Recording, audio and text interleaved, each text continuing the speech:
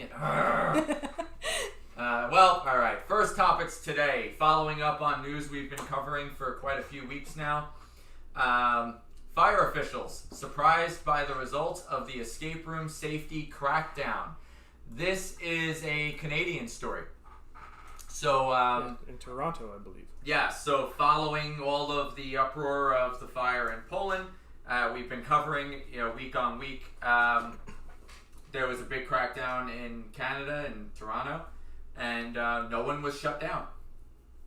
So this is, I think, the first time now that with all of these crackdown, on-the-spot investigations, that no one has wound up suspended or shut down as a result. Yeah, I wouldn't say it was a crackdown. It was more of like a cautionary blitz to just start logging all of the escape rooms in Toronto, because they were just like, people have died, let's just make sure that all of these other escape rooms are up to code. Hashtag crackdown. But yeah, what I found interesting was one that no egregious violations were found at all. So nothing that was going to compromise the safety of other people. But what was really interesting to me was someone was quoted as saying that escape rooms aren't required to be inspected, and they're not regulated or logged into some sort of database.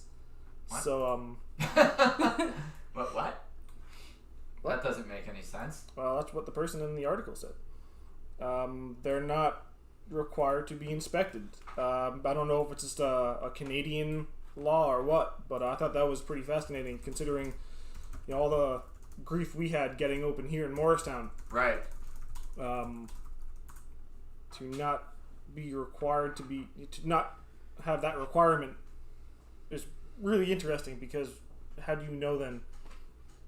Yeah, that sounds a little crazy, but I guess if they went out and they did the inspections and all turned out well, then that's the best case scenario. Yeah. So if we go to Toronto and we decide to play an escape room, at least we don't have to worry about any crazy activity. Hopefully. Or death. Hopefully. If we were Canadian citizens and we got hurt, we would have free healthcare, so it wouldn't really make a difference now, would it? Moving on. Let's see what.